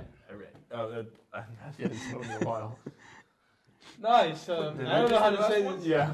Yes, it was you. No, because I said the last one. Or I said the one before you, and then you said it. No. And then... Did I? Here we go. Matt's I don't know how up. to say this guy's name, but for the Pittsburgh Steelers, at pick number 20, they picked Troy Fautanu, offensive tackle for Washington. Another Washington guy off the board. I do think they need an O-lineman to bulk up that O-line. Because they kind of have some offensive weapons. You know, they have George Pickens. They need to protect Russell Wilson. He's getting a little older. I think it's a good pick. I think that I said it at the end of the season when they started making all those trades for Russell Wilson. The Steelers aren't a bad team. Not by a long stretch. Russell Wilson, I think what they're doing with Russell Wilson, I said on the podcast, what Russ is doing right now is exactly what he should do. Go somewhere where they need a quarterback, take the smallest deal you can take, earn that respect back, and then you can start getting those big contracts again. So I think it's a great pick for the Steelers. Go protect Russ. Yeah, I mean, in my mock drafts at this point, I had them drafting Brian Thomas Jr. because they don't have another weapon on the outside besides George Pickens, and of course they have their tight end. Freiermuth. Yeah, Freiermuth, and they have solid two running backs on top of that. I mean, they traded away Deontay Johnson. But I thought they'll go a receiver here. I mean, Ayuk is still in question to maybe go. So maybe that's Debo as well. They even said that too about Debo. Yes, I mean, so this will be great on top of what y'all are saying. As some protection for Russell Wilson or Justin Fields, whoever it is. But I do like. I know I don't want to make this about Russell Wilson, but I mean, like you said, this is a great situation. Yeah, no, I love Russell Wilson. He's going to another situation. Yeah, like Seattle. I mean, he didn't want to be at Seattle, but once you leave somewhere, sometimes you realize that grass isn't always green on the other side. And he finally realized that in Denver. He wanted everything. He wanted to be the shot caller, and he was, and didn't perform well. And didn't do as great. As a Broncos fan, I saw him all year. He wasn't terrible. The reason why we got rid of him is because we can't pay a quarterback that much for that low quality. Yeah, I agree. And kind of building on what you said, I think that the whole Russ thing should be good. And, I mean, like you said, the game starts up front. Oh, yeah, so definitely. I think it's a good pick. And you can get cheap wide receivers later on. I mean, you got Tank. Who's that other guy? This wide receiver draft is one of the deepest wide receiver drafts that has recently come up. Yeah. Bills are on the clock right now. And who are they thinking about? They're thinking about Troy Franklin. They're thinking about Adonai Mitchell. They're thinking about Keon Coleman. They're thinking about a bunch of those wide receivers that are still on the board. Yeah. And there's more to come, even into the third, even into the fourth. There are still more receivers. I think this is a great pick. Get the best at the position early on as quick as you can. That's it. All right. And at number 21, the Miami Dolphins take Chop Robinson and edge out of Penn State. I'm not going to lie. When I saw that he was falling this far, I thought he was one of those guys that I thought maybe Dallas might scoop him up. But in my opinion, I mean, I knew we had to go offensive line or anything offense right now. Yeah. So, I don't know. I like the fit for Miami and Chop Robinson. I think he's going to do good down there in Miami. Who did they lose? They lost Christian Wilkins. Yeah. But, I mean, I thought they would go D-line. I thought they were going to go for a guy like DeJohn Newton, defensive lineman out of Illinois. I thought they were going to go for him because they lost Christian Wilkins, who he could plug into that position for him. Chop Robinson is more of an edge and a little lighter on the behind, but he's still he's a dominant dog. Whenever Penn State went against Michigan, the reason why Michigan stopped throwing the ball and went strictly to running was because Chop Robinson was devastating that team. That line could not hold Chop Robinson, so they started running the ball. They started getting away from him because Chop Robinson could make a disturbance. And I love this for the Dolphins because you saw towards the end of the season, they started getting those injuries. Yeah. That injury bug bit them. Chubb was injured. Van Ginkel was injured. Phillips was injured. So adding some depth to the defensive line is great for this team. Honestly, I don't know why they didn't add to their O-line. That's what I was thinking. This is a great defensive pick, but I saw this video one time where Micah Parsons was talking to this guy on the street, and like the guy, he didn't know he was Micah Parsons. I know what video you're talking about. He was talking trash back and forth with him. Who do you think they're going to pick? And he was like, well, you don't think that like offensive line was suspect, kind of? Like, I think the offensive line is very suspect there. That's why Tua had so many problems in his first year. Or not in his first year, in that 1 year where he had like, 4 concussions in a row? 2. Yeah, it was a number. It was as bad as 4. If it was 4, he probably would be a lot. No, he's probably one away from retiring. Yeah. There are many quarterbacks who were great. Yep. Had to retire because of brain's gonna be mush. Maybe that's why they approved that new rule where they can now wear Guardian caps on their helmets. Yeah, did you guys see that? You know the Guardian caps that they wear in practice? Yes. They approved them for on-field use now. Nobody's gonna wear. I don't see anybody wearing them. If JJ Watt comes out and talks bad about him, then nobody's gonna wear them. Yeah. An old guy like that. He's an influential man. Anyways, you're up. All right. At the 22nd pick, the Philadelphia Eagles go for Quinyon Mitchell, cornerback out of Toledo. Finally, the first corner off the board, and it is probably, I don't think he's the best corner off the board. In my personal opinion, I used to be a fan of Alabama, so I'm a big Terrion Arnold guy, big Kool-Aid McKinstry guy. But I expected Terrion Arnold to be the first one to be taken off the board. But Quinyon, he showed some huge improvements. I think he's really good. I think Quinyon Mitchell is really good. He showed some huge improvement when he came into the Senior Bowl, and at the Combine, he turned some heads, and he looked great, and he looked fluid. So, I mean, this is something that Philly needs. They need to help that secondary. So, this was great for them. I'm going to have to side against y'all here. It's kind of just, I might be wrong. But, I mean, he went to Toledo. What are the good wide receivers at Toledo? Or what team is Toledo playing? That's just my feeling on it. I feel like you're not going against like Malik Neighbors. You're not going against SEC wide receivers. So, and I think that's why a lot of people didn't think about him until it came down to the Senior Bowl. Yeah. Whenever he actually started showing out, so that's when I started saying that people were expecting him to be from the 4th best to the best. And on their list, and in the Combine, he performed well. His speed is nice. He had some length to him, and he's able to stick with the guys. So I'm not saying he's going to be great, but this is something that they do need. And it does help that even though they have bad years, you still got Slay, you still got Bradbury, who are in that secondary that he can learn from. Yeah, I agree. Next pick, with the 23rd pick, the Jacksonville Jaguars via the Vikings, take Brian Thomas Jr., the wide receiver out of LSU. I'm going to be honest, no idea who this guy is. I thought, Jacksonville obviously need wide receivers. How good is, what's his name? The old wide receiver at Jacksonville. Gabe Davis? Not Gabe Davis. They did Calvin Ridley? No, the other guy. I was about to say, didn't Calvin Ridley already leave Jacksonville? Yeah. The old guy who was on the Cardinals. I feel like I know who you're talking about, but I forgot his name. Anyways. I know who you're talking about. I can't think of him. Anyways, they are DeAndre Hopkins? No, I'm just kidding. They are building on that wide receiver core. I think that Jacksonville has done a little bit of a better job this draft. Again, we just touched on it. I think they should have drafted a D lineman, but I want to say Brian Thomas should have gone after Xavier Worthy, but we'll talk about that later. Yeah, I mean, Zay Jones, Christian Kirk. Yeah, there you go. I mean, now they do have Gabe Davis. I don't know. I don't remember what college he went to. What Christian college Christian Kirk went to? Yeah, I think he did. A&M Kingsville. I mean, it was cool. I mean, still, they're adding some wide receiver depth. Like I said, I did think that they were going to go secondary. I did think that they were going to go maybe on the defensive side. But, I mean, still adding another weapon for Trevor Lawrence. Hopefully he can do something. I mean, those receivers that they have are really good receivers. They have Etienne out the backfield, and he's real nice. I really like Etienne. I think Etienne's I think he's really good. Going to start falling off soon. We saw it kind of towards the end of last year, but they do have that running back. I always blank on their names. The running back behind him, that was really good. Good secondary back. But anyways, I'm glad they're taking bad picks.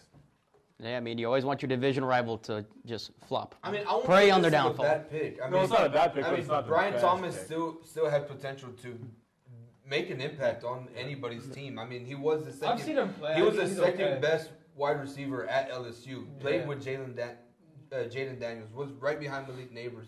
I mean, that was a 1 and 2 duo that was very impactful. And I think if there's one thing we've seen out of receivers lately, out of the draft, they make an impact quick. Oh yeah, they like, do. Realistically, nobody thought Jamar Chase was gonna be that good. The LSU duo that they had was 1A, 1B. That was I watched a couple of LSU games. I thought he was good. I think this is an okay pick.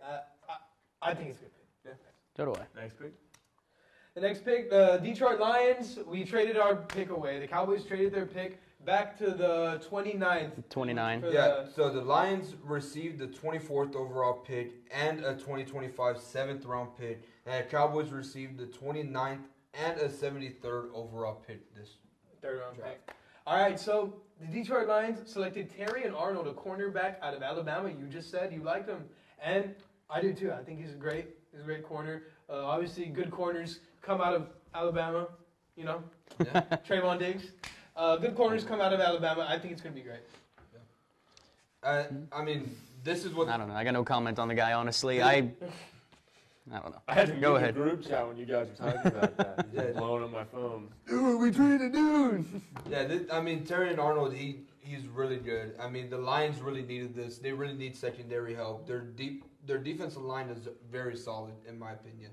They have a great run defense, but their pass rush isn't there. Their secondary isn't there either. I mean, who knows what's going to happen with Cam Sutton? They lost CJ, and I mean, back to the Eagles. And so bringing in a young guy who can help out quickly and has some amazing length to him and some great speed, some great size. I really like Terry and Arnold, and I think he's going to make a huge impact. I hate the Lions. But anyways, next pick. Hey, are you mad because they proved you wrong? No, but they lost in the playoffs. Oh, me again? No, Chris. Okay. With the 25th pick, the Green Bay Packers selected Jordan Morgan, offensive tackle out of Arizona. I like it. It's another way. Like I said earlier, we keep bringing it up. It starts up front, and this is just another guy to keep Jordan Love upright in time and to keep him safe in that back pocket. Yeah. Except when they play Micah Parsons again. But that's besides the point. Well, they play him late season. He ain't gonna do nothing. Round 2, let's do it. It's a good pick. It's another one of Matt's boring picks, but you got to do it. You got to take these guys. It's hard to get good offensive linemen deep into the draft, so you got to take the best as you can get. Yeah, I didn't expect Jordan Morgan to come this high. I really didn't have him on my draft, any of my draft boards, but still, I mean, they just lost David Bakhtiari. Yeah, they just released I forgot him. about that. I mean, that's been one of their best tackles throughout the past 10 years. David Bakhtiari has been a dog, but he wasn't healthy. And so you need to add some more people to that line. Their defense, when healthy, I've said this multiple times, their defense is very good when healthy. When they're all on the field, all able to play. We saw that first round against the Cowboys. Sorry to bring that up, but their defense went off. Their offense went off. And, I mean, as long as they have protection, Jordan Morgan. Like the Texans and the Ravens? Wow, Jordan Morgan. While they have protection, Jordan Love can go off. Oh, yeah. I agree. I hate to admit it, but yeah, that's true. 26th pick, the Tampa Bay Buccaneers took Graham Barton, offensive lineman out of Duke. That's a good pick. You mentioned him. Yeah. You said right. You mentioned that the Cowboys should have taken him. Yes. I mean, this is exactly who I think the Cowboys should have taken. I mean, I think they should have stayed at 24, and they should have selected Graham Barton or Jackson Powers Johnson. I love Graham Barton because he can play tackle, he can play guard, he can play center. That's why he's one of the only guys. If y'all paid attention, they've said OT. He's the only guy who I put O-line for because he can play every single position. And you plug him in, you play him there. This guy can be great run blocker, especially for a team that needs some run blocking. Yeah. A team that hasn't had good run offense at all. And I mean, we saw how good Rashid White was. He played great towards the end of the season. Even with the bad offensive line, so another offensive lineman. We'll see how good he really is. All right, I'll take this next one. You said mine. At the 77th pick, Arizona Cardinals select Darius Robinson, edge out of Missouri. Another guy who, if I'm not mistaken, I may be wrong. Fact check me, guys, please. But I believe when I was watching the combine, they said this guy used to play safety. Really? He went down from. Wow. He's massive. Tall guy. He's a tall dude. Lanky guy. Used to play safety, went down to D-line, and he dominated in Missouri. Yeah. And this is something that the Cardinals needed. They need to add to that defense to play a lot better. And they've already got their receiver of the future, so adding to that defense will help. Time to get their defense. As big as the draft sign in the back. Nah, stupid. It's obviously perspective. It's obviously perspective. But, watch it not be. No. It's not perspective. Yeah. Okay. So this was weird, dude. So okay, I don't know what the whole trade was. You probably had it written down. Tell our okay, so Chiefs and Bills swap picks again. I say again because I'm not gonna say it was the last time, but one of the times they did trade with each other, Chiefs ended up with Patrick Mahomes. Yeah. So Chiefs received the 28th, 133rd, and the 248th overall picks, while the Bills received the 32nd, 95th, and the 221st overall pick. Yeah. Nice. Well, all right. The Kansas City Chiefs, I don't know why the Bills did this. We are all saying they need to take a wide receiver right now. They don't have much for Josh Allen to work with. And then they proceed to trade their pick to one of their biggest rivals in the past couple of years. Patrick Mahomes' that's the biggest rivalry right now. Josh Allen, Patrick Mahomes in the AFC. I don't know if it's going to stay like that. I don't know if the Bills are going to stay good. But they traded their pick to him and gave him probably what was the best wide receiver left in the draft. The fastest wide receiver, too. Yeah, the fastest wide receiver in the draft. I don't understand that. Why do you give Patrick Mahomes another Tyreek Hill? Yeah, it's true. I mean, we obviously saw how he did with Patrick Mahomes. And Xavier Worthy, we saw him with how he was. I mean, who's the quarterback for UT? Quinn Ewers. Sorry. I'm just kidding. Quinn Ewers, we saw how good he was with Quinn Ewers. I mean, how good. Really. But I think this is a good pick. I feel like that's some shade. Quinn Ewers is pretty good, all right? Quinn Ewers is pretty good. I mean, the man got us to the playoffs. I mean, but some shade. The man almost got him to the natty. He beat Alabama. How good was Alabama with? Don't pull that card on me. We went into Tuscaloosa and beat Alabama on their home turf. But I'll say I didn't expect Xavier Worthy to even touch the first round. Yeah, I expected him to go 32nd. I didn't expect the Chiefs to trade up for him. If there was a UT receiver selected, I thought it would be Adonai Mitchell. I like Adonai Mitchell I can see a lot more. Xavier Worthy, yes, you guys may be glamoring that he's one of the fastest receivers ever. Yep. He is the fastest receiver. He's out of Texas, so you know I'm going to love him. But John Ross was too. The one who used to hold that record was the fastest receiver before Xavier Worthy. Mm-hmm. Yeah. And what did he do? And he didn't pan out. Didn't pan out. That's what I meant. That's one thing that that's kind of scared me. Even though he is one of the fastest receivers, can it translate onto the field? Yeah, I hope so. I really had do. this conversation with my dad. D-Hop's not a fast guy, but if you have hands, that's all that matters. Yeah. You don't have to be a fast guy like that. But I did see him in that. I thought it was kind of funny. It was the Chiefs wide receiver room is fast. Hollywood Brown ran a 4.27. Xavier Worthy ran a 4.21. All right. Rasheed Rice went 119. Oh, no. That's terrible. Yeah, but that's insensitive. But to end off before we go to the next one, I do want to say he did go to the best scenario. He did.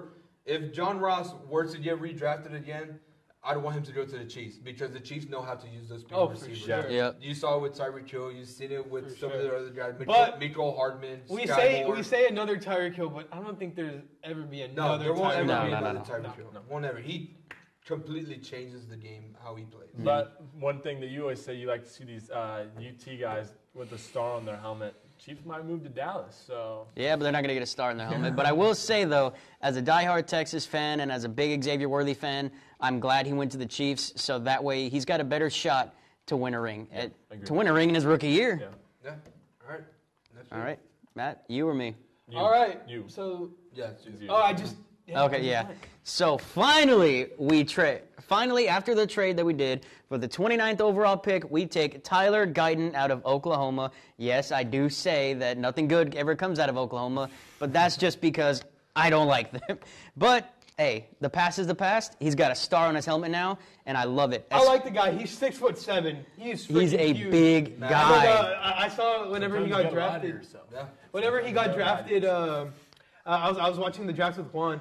And whenever he got drafted, shout out Quan. And then so he got drafted, and in his I don't know who the person was. I don't know if he related to him. I don't know who he was. His but he was wearing like an uncle or cousin. Yeah, I saw that too. Or dad, who knows? Was wearing 49ers gear, and you could tell deep inside he wasn't happy. No, I mean it's just you guys have both said it early on in the show that y'all need an offensive line. We really do, especially because Zeke is coming home. I saw before we started the show that they are already in contract talks, and Zeke is coming back to Dallas. He should have never left, honestly. He shouldn't have. I'm obviously, if you've listened to our shows before, I am a Cowboys hater. He shouldn't have left. I don't think so either. He should have just been one of those guys that sticks around But forever. ESPN was right, because a couple days ago they said Ezekiel Elliott was signing a one-year deal. Saying it, though. Yeah, I heard it too. It was yeah. a thing during the season they were talking about an in-trade before, season. We talked about it on one of our in-season podcasts, trade. Yeah.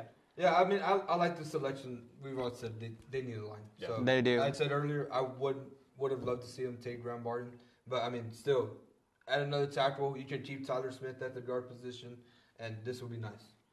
Next pick, it is the Baltimore Ravens at 30, selecting Nate Wiggins, cornerback out of Clemson. Nate Wiggins has that dog mentality that the Ravens need. He has that. He can one of the best man-to-man corners that there is, and he is damn good. And, I mean, going to the Ravens team. That's what I was about to say. That it. Ravens secondary is going to be insane. And they were saying it the whole time during the draft that Nate Wiggins was one of the better corners to go and get. And I like this pick. Comes out of Clemson.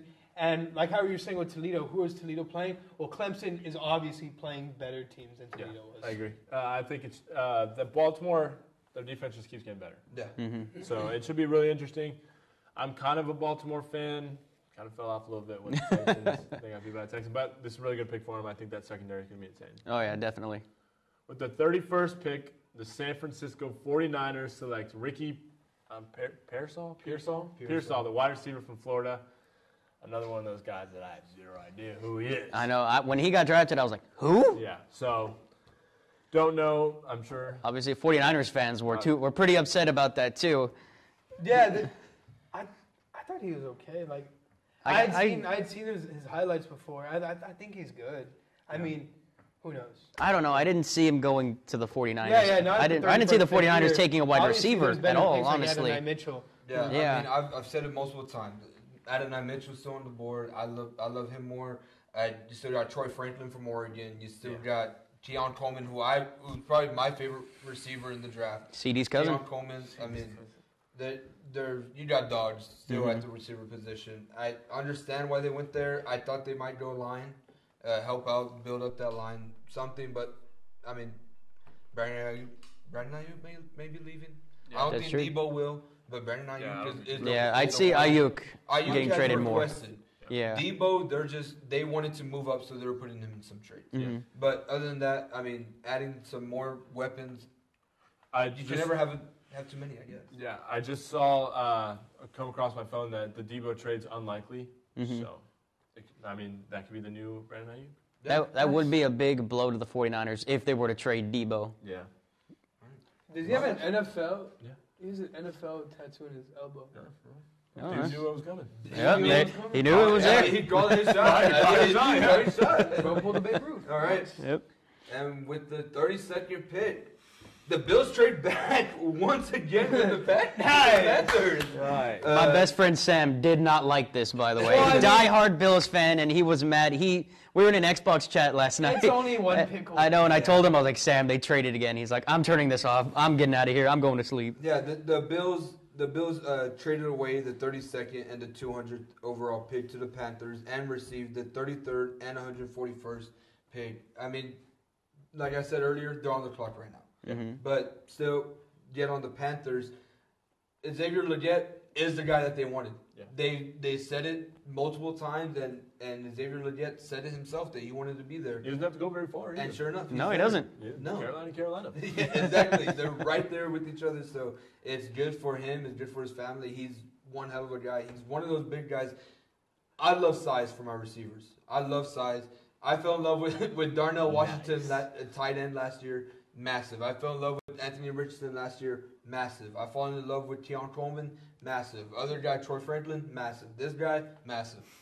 Yeah. I love some size. Yeah. All right. Hey, who knows? Maybe he really does. Maybe he's going to be that weapon that Bryce Young needs. Yeah. Or maybe Bryce Young will have a sophomore slump. You're a big target, you're a small guy.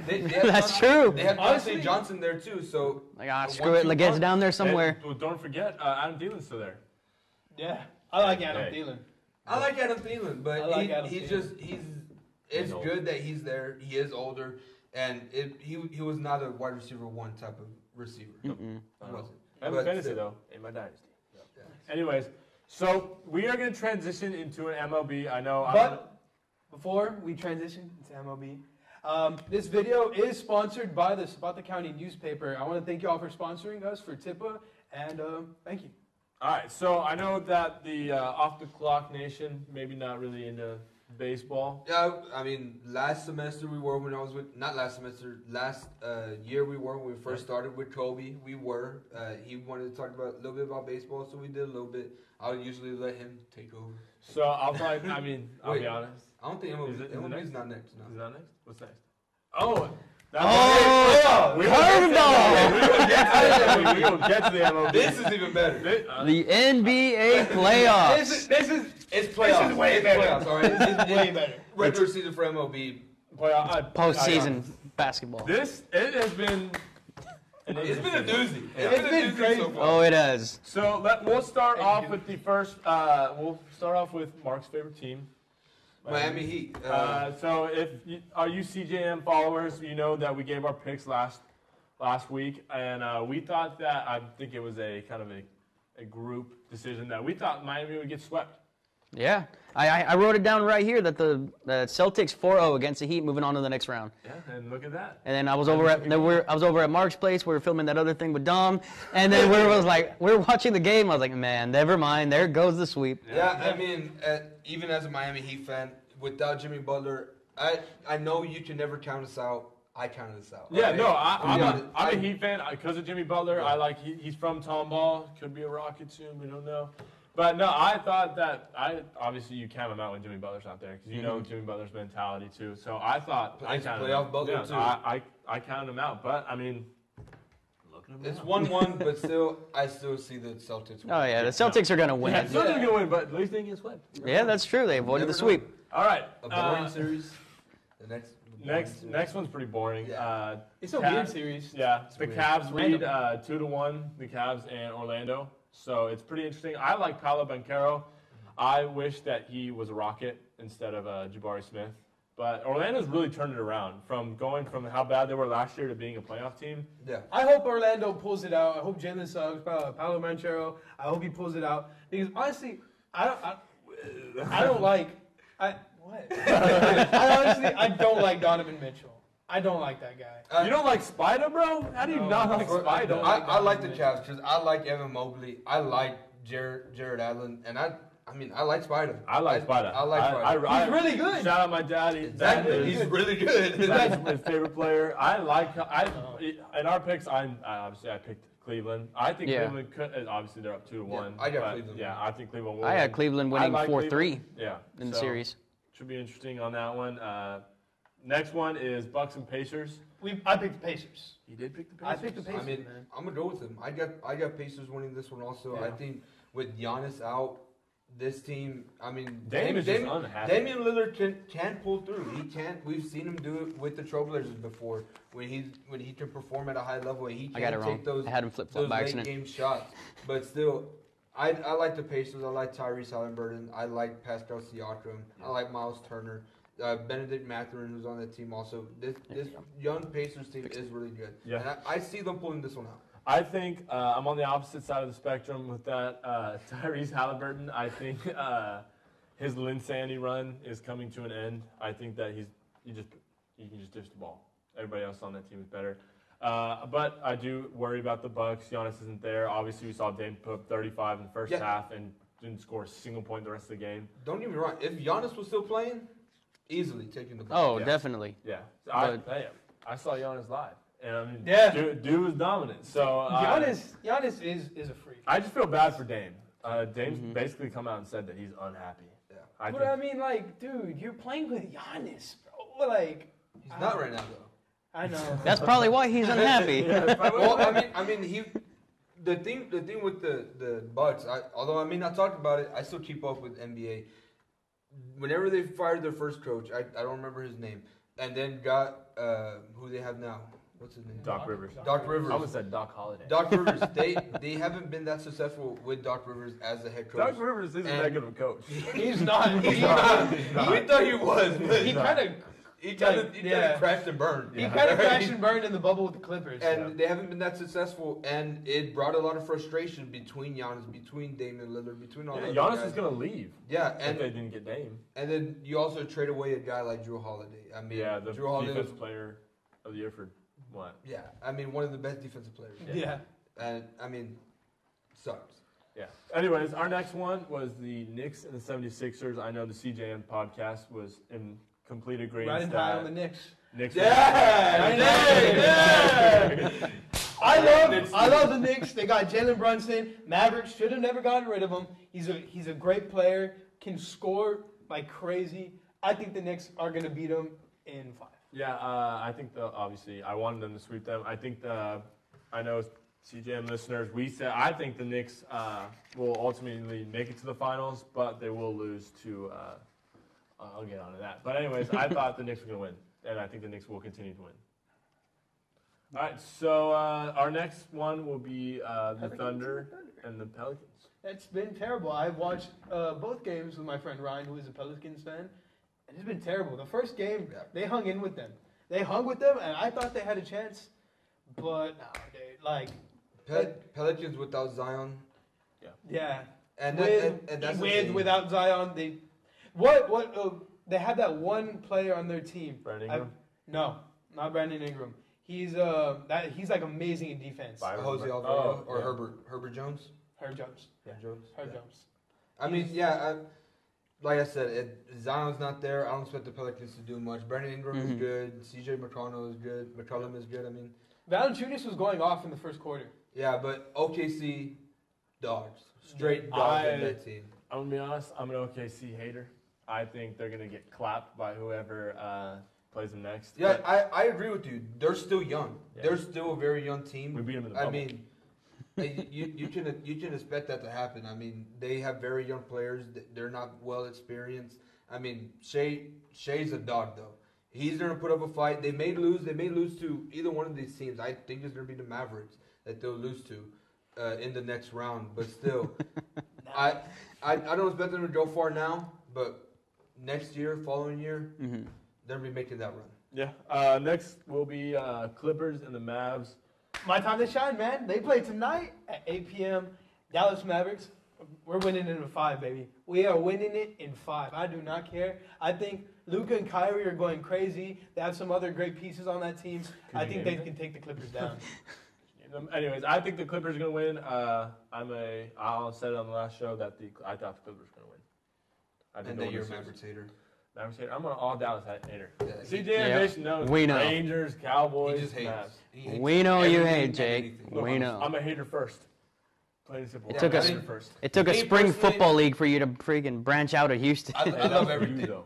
I know. For you, though. I know. That's only San Antonio. There's nothing else in San Antonio. You take that. Besides Spurs. I did that for you. All right. Anyways, next is the Timberwolves and the Suns. I know. Who do y'all think's winning that series? I already said Mavs. Mavs. Okay. Mavericks. Anyways, the Timberwolves and Suns, I know me and Mark are a big Anthony Edwards supporter. We love Anthony Edwards. I think he... Love that, man. Yeah, I love Anthony Edwards, too. There's some rumors that Michael Jordan had a lot of children in the 90s, or in the early 2000s. I saw that stuff, too, dude. Jimmy Butler. Yeah, we don't know. But I think that Minnesota could sweep them. And also, I said it last time, if they don't do anything here, and KD just gets pushed over, KD's legacy really is nothing. KD can't play. I mean, these past 2 games hasn't done much, and I mean, this Timberwolves team they are complete. The thing is that the Suns don't have a bench that you can really build around. That's everybody. Stars. Yeah, everybody was saying that in offseason last year. They don't have the bench that they need. And Grayson Allen gets injured after he was doing good for some games. But you got the Timberwolves guys like Jaden McDaniels going off. Yeah. You got guys like Naz Reid going off, just won six man of the year.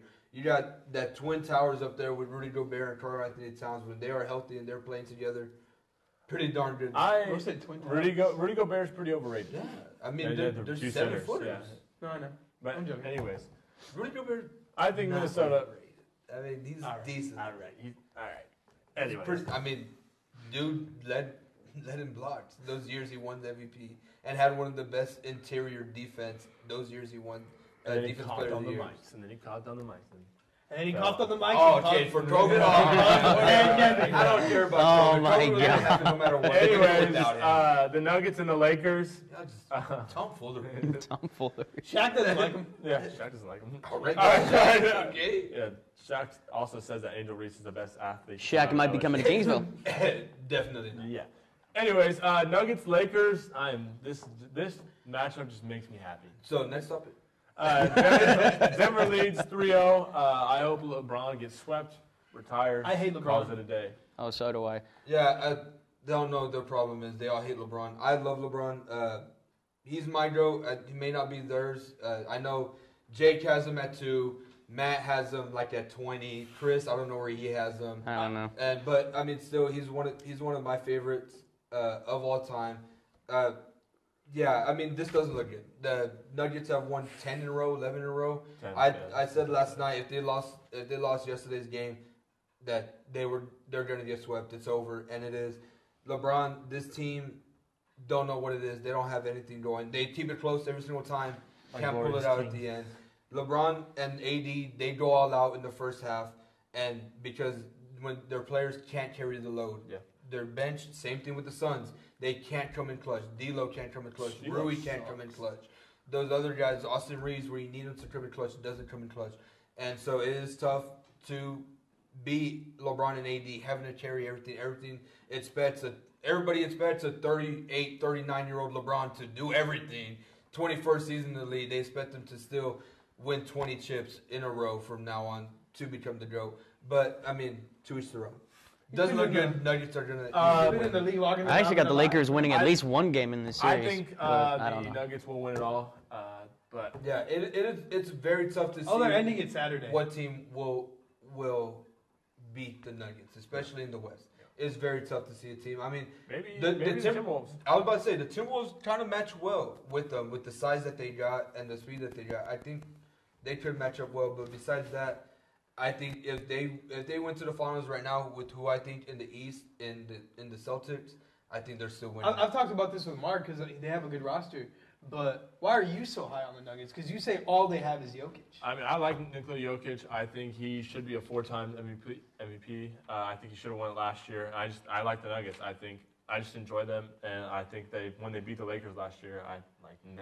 Yeah, I mean, like I've said it multiple times. Name 3 players on the team. Bro, you couldn't even name the bench for the Mavericks, bro. You've heard me bring it up. I mean, they have Jamal Murray, they have Aaron Gordon, they have MPJ. When they play solid, great team. Yeah. And along on the bench when you got Christian Braun coming in, and is it or Brown? I mean, it's Braun, but Brown. It's fine. Whatever. It's fine. All right, same let's difference. move on.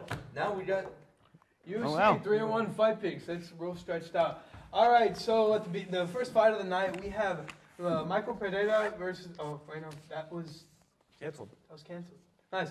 But we got Paul Craig versus Caio Barahalo. All right, so I'm taking Paul. No, I'm taking Caio. I'm taking Caio. I'll probably take Paul. I like the name, Paul. I'm taking Caio. I'm taking Caio. I like him in the middleweight division. I think he's a great fighter, and I think he can keep moving up the ranks. But that's a tough division to compete in. Next fight. We have Ihor Potieria versus Michael Pereira. That was it was rescheduled to change. They changed the fighters. I think Michael Pereira can win this one. I mean, it was his fight to begin with. That guy just got pushed into the situation. So I'm taking Michael Pereira. I don't know who you guys take. I got Michael Pereira also in this one. Pereira. He's already ready. He's been training for it, and like you said, they just throw this guy in there. Yeah, I mean 20-5 though. This other guy he's fighting is no joke. And again, in the middleweight division, that's a tough division to compete in. Anthony Smith versus Vitor Petrino. I'm taking Vitor. He's undefeated right now. He is a scary fighter in the light heavyweight division. Wait, has he lost one?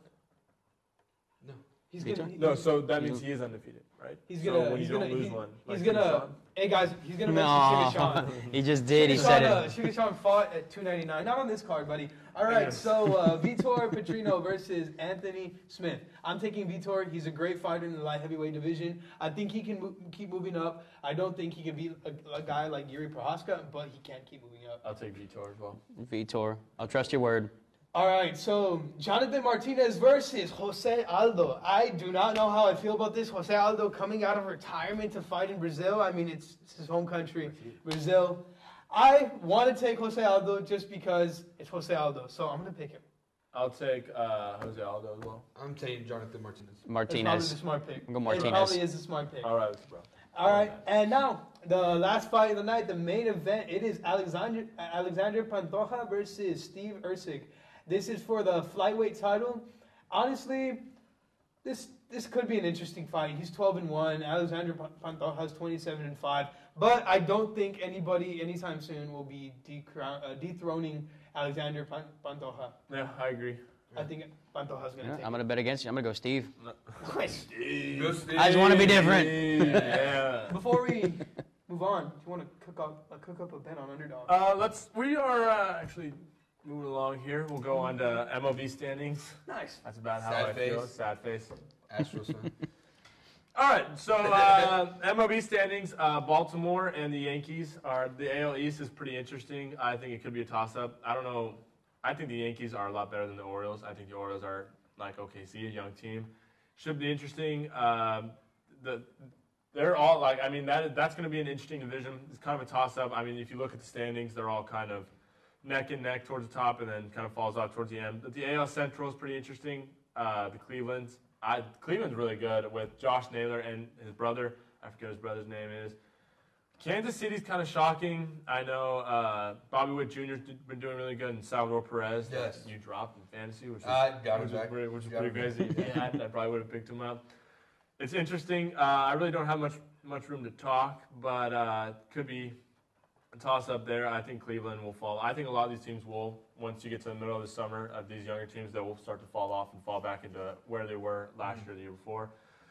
The AL West, the Mariners are at the top, and the Rangers are 13-13, which is good, barely 500. I said it last year. This is a fluke. The Angels are 10-15, and Oakland is 10-16. And why are you going that low? The Astros are 7-19. The Astros.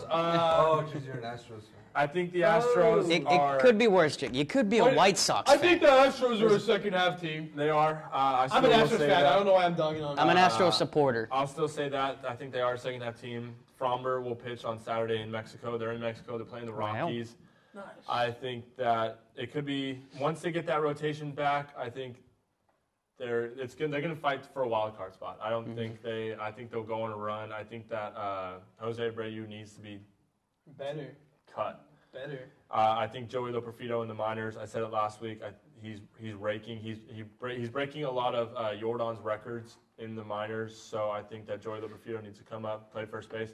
I even think Dubon could come up and play first base. I think the Astros, they are horrendous right now. I think it's embarrassing. They're pathetic. A lot of Not words as pathetic there. as those White Sox right there. But I think that Yeah, it could be worse. It could be worse. There's always a silver lining. worse, Jake. though. There's always a silver it's still lining. worse, though. But I think we are a second half team. But if we get to June and we're still below 500 and it's far, you're gonna have to chalk it up as a loss. But I mean, at the same time too, you are gonna have to rebuild the farm system eventually. Mm-hmm. But I think they do turn it around eventually. I think that they will 100% fight for a wild card spot. And we saw it last year with the Rangers. The Rangers went on a run because they went to the wild card. Mm-hmm. And again, I think I'm slowly starting to think that is just another thing. You play extra games, you get hotter. Yeah. So we'll have to see. We need a better bullpen. I think Josh Hader should not be the closer. I think Preston should go back and be the closer, but we'll find out. So anyways, the next in the National League, the Atlanta Braves are 17-6. The Braves are going to Braves. The Braves are good. Braves are going to Braves. I think that Philly is. The Braves will lose to the Dodgers or Philly. It doesn't matter. Same thing. Not really too much going on. At least we're not Miami. At least we're not the second worst team. We're the third True. worst team. Yeah. But next team would be the Brewers, the next division, National League Central. The Brewers are interesting. I know. I forgot his name. He went down. He's on 10-day IL with back pain, or I think he was inflamed back, which is weird. But the Cubs just beat up on the Astros for some reason. The Reds are doing really good. I know that. O'Neal Cruz has unfortunately hit a third-year slump, which kind of sucks because I liked O'Neal Cruz. Yeah. El Monque, that's his nickname. But St. Louis, it still sucks. The Dodgers, I'm not surprised that they're 16-11. I said it early on that. Well, they have everybody and their mother on that team. I mean, they look good on paper. That's what it is. They come down. They look great on paper. Yeah.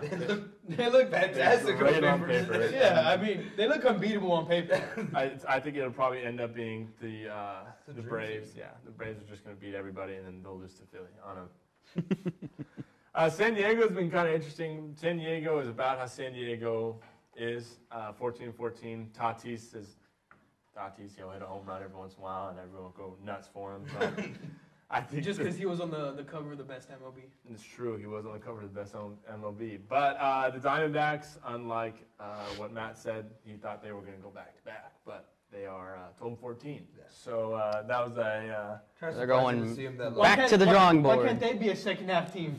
They're not. They're all like 12, bro. They're all like your age. The next team was the Giants. I thought the Giants would be better. I thought the Giants would be better. I thought the Astros would be better too. I mean, I think we all.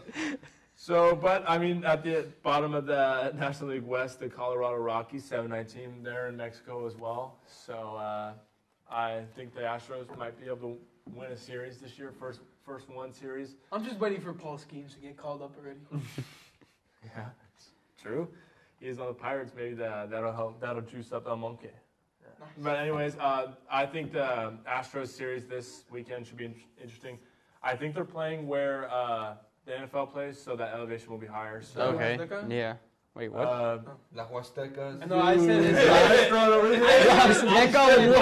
on campus? I said Estadio. And that little place. Wow. That's what I said. I don't know where they're playing. I don't know where they're playing either. All I know is Estadio Azteca. Whatever. I see why you barely passed Spanish now. Azteca. I said Estadio Azteca. That's what it's called. I know. The Astros could maybe. I think the Astros might be able to come back and kind of rake a little bit, get balls flying. Should be interesting. Hopefully they can beat the Rockies. If we can't, it's time. I think if it's time to go nuclear soon, we might have to go nuclear soon. Anyways, I think that's it for the CJM Times Off the Clock podcast live draft show. I'm your host, DJ Daniels, alongside DJ MC Roberts and Chris Olivares. And OTC fam, thank you all for watching. Everybody, much love. We're gonna do this again sometime soon. Yeah, all right. Probably whenever the season starts up again, the NFL season. May have to have another one. Or for the finals. Finals, maybe. Yeah. We will be here for the finals. Hey, I like these on-camera things, so you know what? Maybe we'll do it sooner rather than later. All right. All right.